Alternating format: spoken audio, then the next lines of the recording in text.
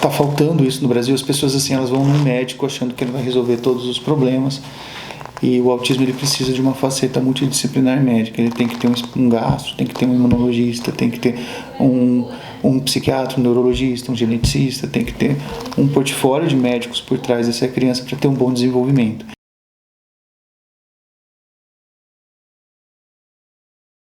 Que ainda se faz diagnóstico muito tarde, ainda se confunde o que é autismo e o que não é autismo, o que é um autismo leve, o que é uma cura. É exatamente dessas coisas que a gente vai trazer esse raciocínio técnico para os pediatras, né?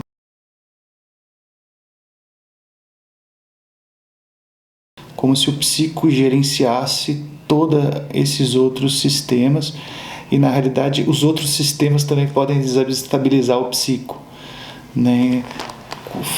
Quando a gente começou a entender, a psiquiatria começou a se aprofundar um pouco mais na fisiopatologia da doença, a gente teve um boom na década de 90 e no começo do século agora, de entendimento de que os problemas psicológicos e psiquiátricos não eram tão comportamentais assim, eles tinham uma base neurológica por trás dele.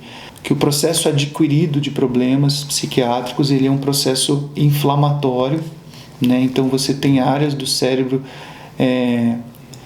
o sistema vascular cerebral, e algumas áreas relacionadas a uma célula especial do cérebro que a gente chama de glia, né? Essas situações elas promovem uma certa inflamação, liberam marcadores inflamatórios, direcionam o cérebro para um processo inflamatório, e isso geraria inúmeras patologias, por exemplo, ansiedade, depressão, bipolaridade, toque agora em 2017.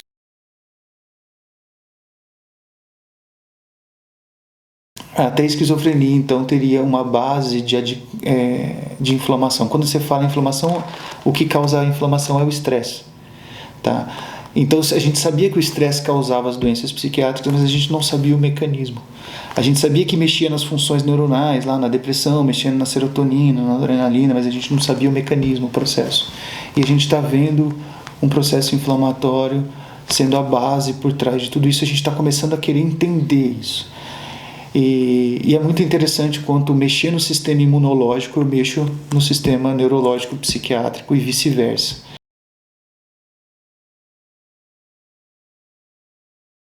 O primeiro sintoma da AIDS, então, se eu sou contaminado pelo HIV, eu começo a destruir linfócito B. O primeiro sintoma da AIDS, antes mesmo de aparecer aquelas manchas no corpo, de aparecer emagrecimento, é uma espécie de uma depressão, demência. A pessoa começa a entrar num quadro depressivo grave e começa a ter prejuízos cognitivos, mas que leva quase 5 anos esse quadro, até antes do diagnóstico da AIDS. E isso é por conta do prejuízo dos linfócitos que param de se diferenciar em glia. E a glia é responsável pela homeostase do cérebro, da homeostase da conexão cerebral.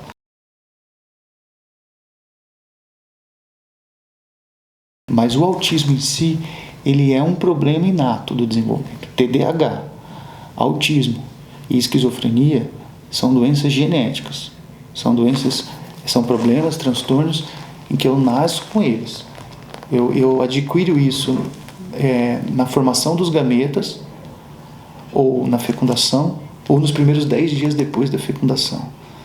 É um problema epigenético. O ambiente modifica a genética e meio que causa isso. A gente tem mais de 1000 mutações descritas, causando autismos. Tá? E isso ainda, a gente chegou nem metade das causas. Você tem ambiente causando isso, tem estudos mostrando que problemas nos ambientes da Primeira e da Segunda Guerra Mundial aumentaram a incidência na terceira geração pós-catástrofe, que foi uma catástrofe, né? Você teve 1/3 da humanidade morrendo, o outro terço migrou, é uma coisa catastrófica. Então, quando a gente passa por uma situação catastrófica dessa, a gente tem estudado a genética, a natureza muda a genética. E geralmente essa adaptação acontece na terceira geração. Então, se você sofreu a catástrofe, o gameta do seu filho, então o seu neto, sofre mais mutação. E você vão ter mutações que acontecem segundo atuações do ambiente de hoje. Por exemplo, então tem trabalhos mostrando que o aumento de produção de agrotóxico está diretamente ligado ao aumento da incidência do autismo. E isso já está mais do que comprovado. Começou-se com estudos vendo que a população de autistas é muito maior, a incidência de autismo é muito maior em cidades urbanas, e depois a gente começou a ver que nas cidades rurais que tem muito uso de agrotóxico, a incidência de autismo é igual à das áreas urbanas.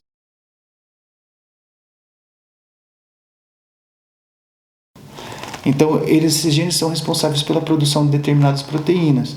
E essas proteínas vão ser responsáveis pela formação dos neurônios, para a migração do neurônio, para o astrócito, para formar para a glia trabalhar na hora de formar as conexões e as sinapses. Tem pacientes com autismo que produzem menos substâncias antioxidantes, porque quando você fala em inflamação no cérebro, o que cuida das inflamações, por que a gente não inflama tanto quanto eles?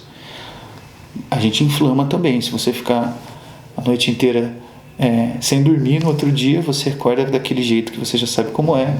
A ressaca pós-operatório, quando você está gripado, quando você está alérgico, você fica todo daquele jeito onde o seu cérebro não funciona muito bem. Você fica meio obnubilado. Isso é inflamação cerebral. E o que trata isso? Oxidação, antioxidantes, substâncias antioxidantes que a gente tem no organismo que limpam as inflamações. Elas são mediadas por óxidos. E aí você vai limpando essas inflamações. Às vezes os autistas, alguns casos de autistas, a gente tem erros genéticos na produção dessas substâncias.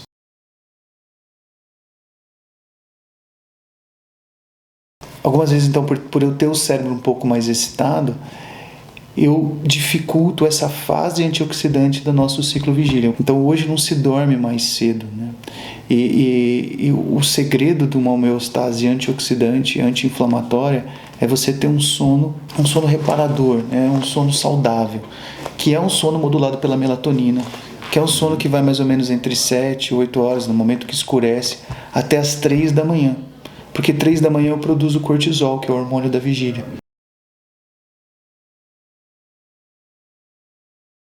Primeiro, que o desgaste cerebral de quando a gente está na frente de um eletrônico chega a ser 20 vezes maior do que quando eu estou fora. Né? Então, quando eu estou num eletrônico, quando eu falo eletrônico, eu estou falando da tela. Porque qual que é o problema da tela? Ela acende e apaga numa frequência muito alta.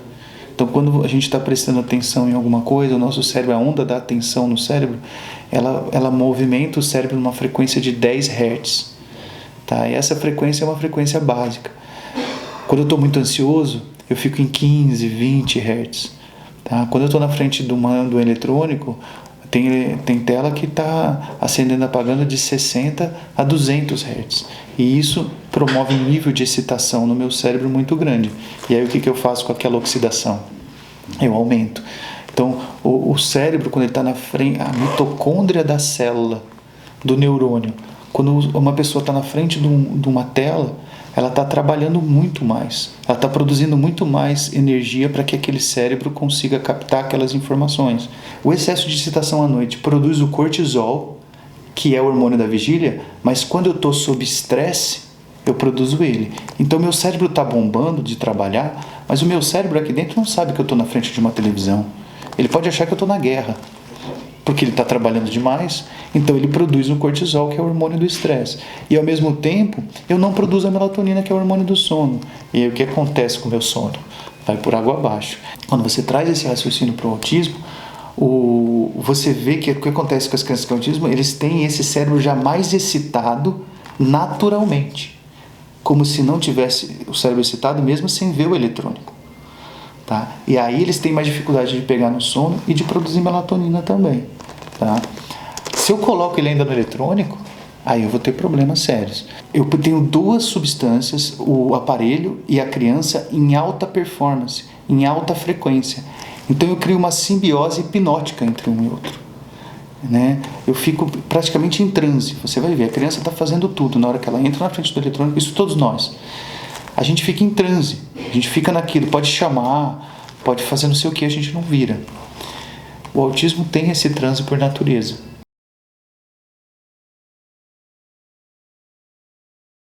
Como você está falando de um problema em que você tem erros genéticos que estão causando mudanças no portfólio do desenvolvimento. Então você imagina, a partir do momento que aquele erro genético se instala, e geralmente isso acontece até os primeiros 10 dias depois da fecundação, todo o sequenciamento do desenvolvimento que acontece em seguida passa a ser impactado.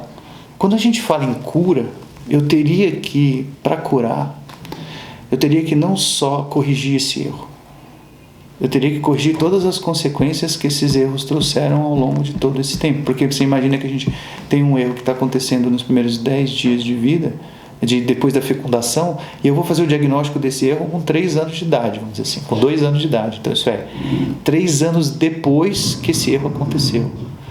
Então eu tenho consequências que vão se acumulando, né?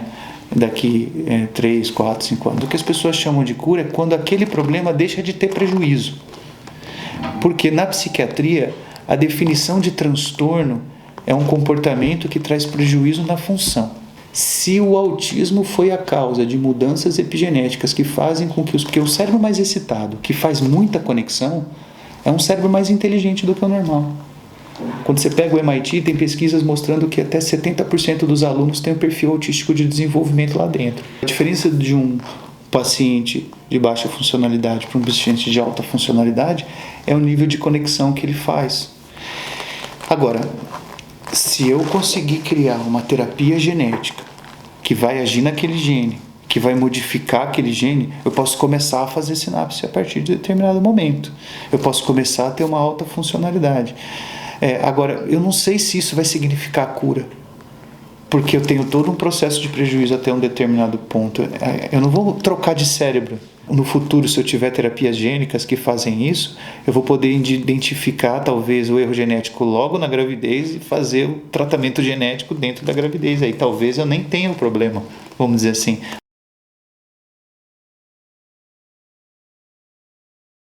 Você faz uma ressonância num cérebro de autista, você não vê tantas alterações. Mas quando você vai estudar microscopia, você vê alterações no sistema de minicolunas. Então o que acontece? Lá você vai enxergar bonitinho a desorganização tecidual do cérebro. Então você não tem só uma questão de não formar conexões. Você tem um cérebro que você altera um pouco a formatação. As colunas no córtex, elas são dispostas uma do ladinho da outra, assim. E às vezes essas colunas não são tão dispostas assim. E parece que a gravidade na funcionalidade tem relação com o impacto na arquitetura do córtex. E essa organização ela é muito importante para o equilíbrio de excitação e inibição. Quando eu tenho mais organizado, o meu sistema GABA, que é o sistema inibitório do cérebro, ele consegue articular a inibição. O cérebro ele não trabalha assim, eu ligo primeiro essa área, eu ligo toda essa área. Ele trabalha inteiro ligado. E o sistema GABA modula desligando tudo que não vai funcionar. Então, quando você fala de cérebros altamente funcionais, é basicamente um sistema inibitório mais eficiente. Portanto, uma arquitetura de sistema inibitório mais eficiente. Quando eu falo de cirurgia, talvez a cirurgia queira mexer nessa arquitetura. Eu não sei como isso é possível. A gente tenta hoje de forma medicamentosa mexer nisso. Tem mais ou menos uns 10 medicamentos que vão sair no ano que a partir da década de 20 aí, moduladores de GABA-B, inibidores de glutamina e glutamato, moduladores de sinapse. Tem vários medicamentos que vão sair para tentar trabalhar esses erros de arquitetura e de formatação desse controle entre o sistema inibitório e excitatório. Cada sintoma do espectro do autismo acaba tendo impacto numa área diferente do cérebro. Então são microáreas em diferentes áreas totais. Então, o que é muito complexo para você poder julgar, não, tem autismo, vamos mexer nisso e está tudo resolvido.